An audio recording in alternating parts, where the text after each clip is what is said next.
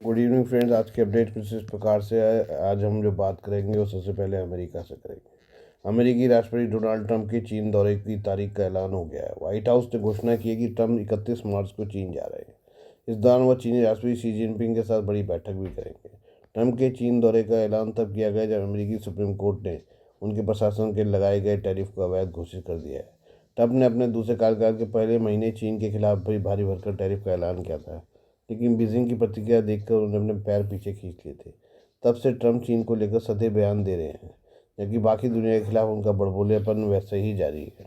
Trump का आखिर चीन दौरा महत्वपूर्ण क्यों है? अमेरिका और चीन दुनिया की दो सबसे बड़ी अर्थव्यवस्थाएं हैं।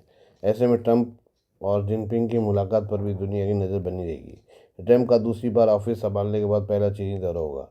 ट्रंप का पिछला चीन दौरा नवंबर 2017 में उनके पहले टर्म के दौरान हुआ था। शी जिनपिंग के भी इस साल के आखिर में अमेरिका जाने की उम्मीद है। ट्रंप और जिनपिंग ने 4 फरवरी को फ़ोन पर बातचीत भी की थी। शी और ट्रंप ने इस महीने की शुरुआत में हुई बातचीत को दोस्ताना और कंस्ट्रक्टिव बताया था। भारत यात्रा से पहले चीन जा रहे हैं ट्रंप। पिछले साल ऐसा कहा जाता है कि ट्रंप राष्ट्रपति पद की शपथ लेने के बाद क्वाड शिखर सम्मेलन के लिए भारत का दौरा करेंगे। हालांकि उनका यह दौरा अभी अनिश्चित बना हुआ है। ऐसा प्रतीत होता है कि ट्रंप चीन के खिलाफ कोई भी कदम उठाने में हिचक रहे हैं। चीन का दावा है कि क्वाड का गठन खासतौर पर उसके खिलाफ किया गया है। वह हमेशा क्वाड की आलोचना करता रहा है। वहीं भारत में अमेरिकी राजदूत सर्जियो गोर ने दावा किया कि ट्रंप भारत आने के लिए तैयार हैं। उनका यह दौरा जल्द हो सकता है। हालांकि अमेरिकी टैरिफ और भारत के खिलाफ ट्रंप के बड़बोलेपन बयानों को देखते हुए इसकी संभावना कब जताई जा रही है? क्या है quad? Bharat, America, Japan, Australia के बीच अनौपचारिक रणनीतिक समूह है। इसका मुख्य उद्देश्य हिंद प्रशांत इंडो पैसिफिक क्षेत्र को मुक्त, खुला, समावेशी बनाए रखना है। हालांकि इसे अक्सर चीन के क्षेत्रीय प्रभाव को संतुलित करने के लिए एक गठन के रूप में देखा जाता है। इसमें समुद्र शामिल देश समुद्री सुरक्षा, आपदा प्रबंधन और महत्वपूर्ण प्रौद्योगिकियों पर सहयोग करते हैं। ट्रंप के कार्यकाल में क्वाड का भविष्य क्या होगा? क्वाड का भविष्य को लेकर कई गंभीर सवाल खड़े हो गए हैं। अमेरिकी राष्ट्रपति डोनाल्ड ट्रंप क्वाड को लेकर गंभीर नहीं है। ऐसा माना जा रहा है कि ट्रंप चीन को नाराज नहीं करना चाहते। ऐसे में क्वाड की बैठक से खुद को दूर रखने की कोशिश कर रहे हैं। क्वाड शिखर सम्मेलन का आयोजन 2025 में भारत में किया जाना था, लेकिन ट्रंप ने टैरिफ लगाकर भारत समेत इसके सभी सदस्य देशों से संबंध बिगाड़ लिए। इस कारण क्वाड की बैठक में अनिश्चितता बनी हुई है। भारत और इसराइल की प्रधानमंत्री मोदी के दौरे के दौरान भारत और इसराइल के बीच anti ballistic missile defence system बनाने के लिए बहुत बड़ा समझौता हो सकता है। ये एक एयर डिफेंस सिस्टम होगा जो बैलिस्टिक मिसाइलों को मार गिराएगा। इसके अलावा दोनों देशों के बीच कुछ और दुनिया के सबसे खतरनाक हथियार बनाने के लिए समझौते होने की उम्मीद है, जिनमें लेज़र हथियार और long range stand of missile और ड्रोन का जॉइंट डेवलपमेंट शामिल है।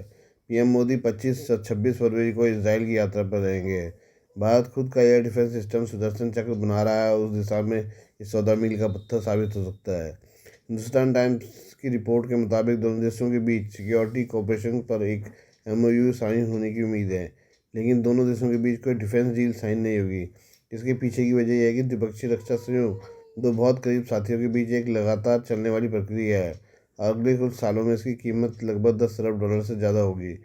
रिपोर्ट के मुताबिक फिलहाल दोनों ही देश पीएम मोदी के दौरे पर कुछ भी जानकारी देने से बच रहे हैं, लेकिन माना जा रहा है कि इसराइल भारत के साथ कुछ बड़ा एडवांस टेक्नोलॉजी ट्रांसफ़र के लिए तैयार हो गया है।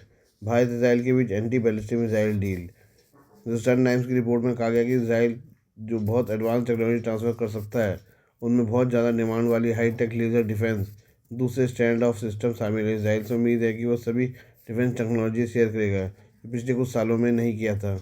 इस रक्षा सहयोग को नींव पिछले साल नवंबर में उस वक्त रखी गई थी जब भारत के रक्षा सचिव आर के सिंह ने इसराइल का दौरा किया था। इस दौरान रक्षा सहयोग को अगले स्तर पर ले जाने के लिए दोनों देशों के बीच एक एमओयू पर साइन किया गया था।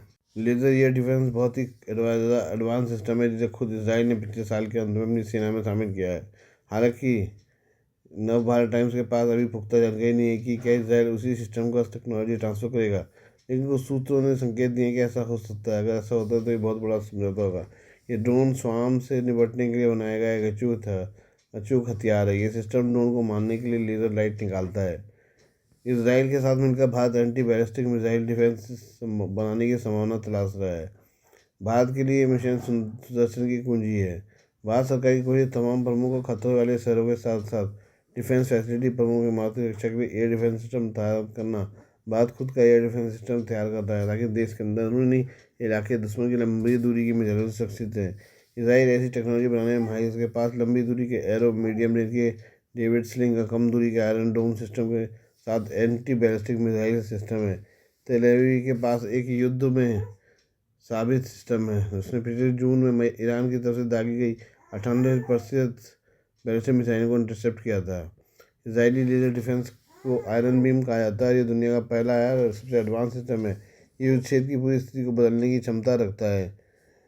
दिसंबर 2025 में से इजरायली डिफेंस फोर्स में शामिल किया गया था। प्रकाश की स्पीड से टारगेट पर हमला। पारंपरिक मिसाइलों को लक्ष्य तक पहुंचने में कुछ सेकंड लगते हैं, लेकिन आयरन बीम 3 लाख मिली सेकंड की गति से हमला करता है। आयरन गोला बारूद का झंझट खत्म। आयरन बीम में गोला बारूद का नहीं लगता है, बल्कि ये बिजली से चलने वाला सिस्टम है। जब तक बिजली की सप्लाई जारी रहेगी, ये सिस्टम दुश्मन के खतरों को खत्म करता रहेगा। ये दुश्मन के सैकड़ों ड्रोन को एक साथ लेजर लाइट से खत्म करता है, इसलिए ड्रोन फार्म का खतरा काफ़ी ज़्यादा कम हो जाता है। ऑपरेशन की कीमत काफ़ी कुछ ज़्यादा कम। पारंपरिक एयर डिफेंस सिस्टम दुश्मनों के मिसाइलें रॉकेट्स के लिए मिसाइल इंटरसेप्ट से गिराते हैं। उनकी कीमत लाखों में होती है। आयरन बीम का खर्च प्रतिशत शॉट सिर्फ $2 से $3 के करीब होगा, जिससे दुश्मनों के हमला करने का खर्च काफ़ी ज़्यादा बढ़ जाता है। आयरन बीम पॉइंट सटीकता के साथ हमला करता है, इससे ये हवा में ही रॉकेट के इंजन या उसके विस्फोटक वाले हिस्से को जला देता है। इसके अलावा पारंपरिक मिसाइलें मोटार के गोलों को नहीं रोक पाती, क्योंकि उनका उड़ान समय बहुत कम होता है, लेकिन आयरन बीम उन्हें भी रोकने में सक्षम है। पॉइंट सटीकता। आयरन बीम मिड पॉइंट सटीकता के साथ हमला करता है, जिससे हवा में ही रॉकेट के इंजन या उसके विस्फोटक वाले हिस्से को जला देता है। इसके अलावा पारंपरिक मिसाइलें मोटार के गोलों को नहीं रोक पाती, कि उनका उड़ान समय बहुत कम होता है, लेकिन आयरन बीम उन्हें भी रोकने में सक्षम है।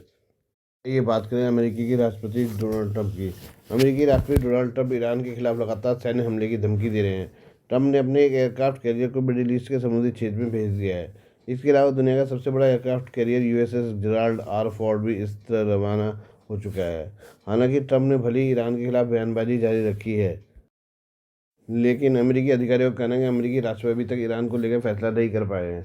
खास बात यह है कि ईरान ने हाल ही में होर्मुज की खाड़ी में अपने सैन्य अभ्यास को अंजाम दिया है, जब अमेरिकी विमान वाहक USS Abraham Lincoln middle east के पानी में ही मौजूद था।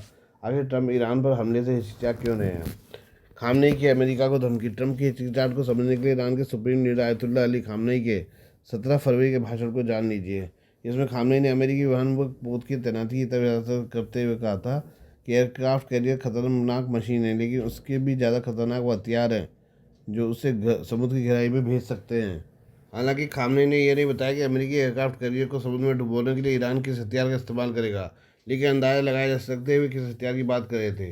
ईरान के शस्त्रागार में हाइपरसोनिक मिसाइलें शामिल हैं, जो मैक 15 की स्पीड तक पहुंच सकती है। इसके साथ ही खतरनाक सबसोनिक एंटीशिप क्रूज मिसाइलें भी शामिल हैं। ईरान के जखीरे में सबसे खतरनाक हथियार फतह क्लास की हाइपरसोनिक मिसाइलें हैं। इस श्रेणी की पहली मिसाइल फतह 1 है, जिसे जून 2023 में पेश किया गया था। एसोसिएटेड प्रेस की रिपोर्ट के अनुसार फतह 1 मीडियम रेंज बैलिस्टिक मिसाइल है। लगभग 15 मैक की स्पीड से जाने वाली इस मिसाइल की गतिज रेंज 1400 किलोमीटर है। इसे एंटी मिसाइल डिफेंस सिस्टम से बचने के लिए डिज़ाइन किया गया है। ईरान की दूसरी मिसाइल फतह 2A है। एक्सपर्ट का कहना है कि इसमें हाइपरसोनिक ग्लाइड व्हीकल हो सकता है, जो manoeuvrable re entry vehicle MIRV से अलग है।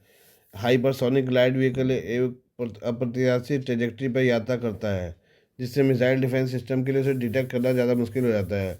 Anti ship cruise missile. इसके साथ ईरान के पास एंटी शिप हथियारों का जखीरा भी है, जिसमें 1000 से 1200 एंटी शिप क्रूज मिसाइलें शामिल हैं। ये मिसाइलें इस तरह हैं: नूर 120 से 170 किलोमीटर रेंज, गदर नूर क्लास का अपग्रेड 200 किलोमीटर रेंज, गदीर नूर क्लास का एक और अपग्रेड 300 किलोमीटर रेंज। नस्र कम दूरी की मिसाइल सिस्टम। चीनी C704/C705 मिसाइल पर आधारित 25 से 35 किलोमीटर की रेंज, रात 350 किलोमीटर की range. Please do like, share and subscribe this channel of my news, views and analysis by Prakash.